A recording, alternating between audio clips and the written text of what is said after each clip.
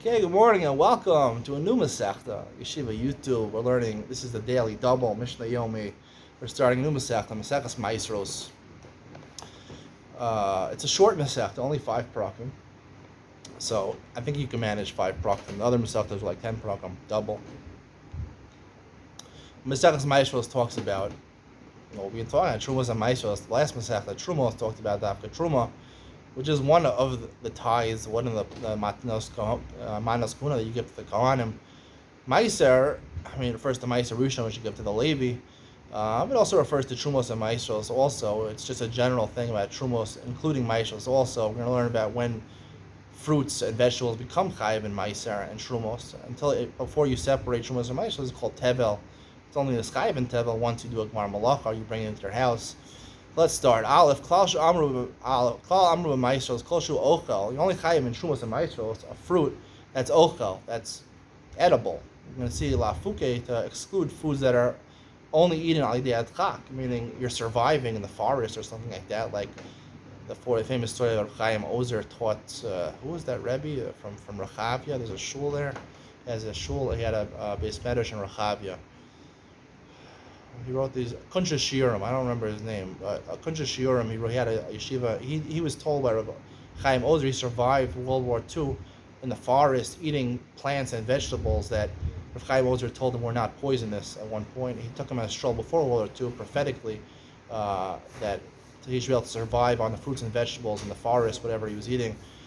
So even though achila al yidei adchak normally constitutes achila, for example by Yom Kippur and things like that, here by Maestros it's not considered to be achila unless it's something which is normally eaten. We'll explain more in Iyun Mitzion. So the Gemara says it also has to be Minishmar. It has to be something which is watched as opposed to Hefker, or something which is, basically ownerless.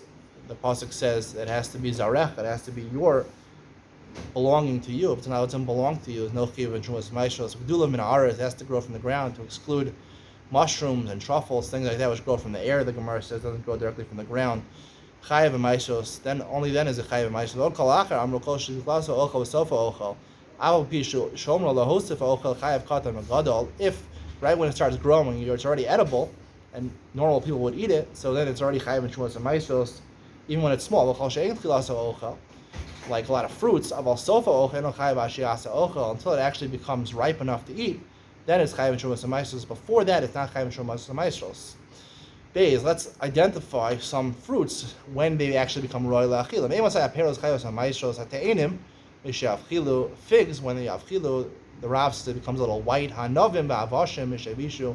Grapes, avashim is a type of sour grape. Mishavishu, when you can see, the Rav says you can see the seed. A lot of grapes have seeds inside, and then from the outside, ha'og, v'hatutim is a type of berries. Tutim are strawberries. Og, I don't know exactly which berry it is. Maybe cranberries. Mishiadimu, when they become a little red. B'chol ha'adumim mishiadimu. Any other fruit which is red, it has to have a little red when it's ripe. It has to have a little bit of red. Once it gets a little red, it's considered royal achila.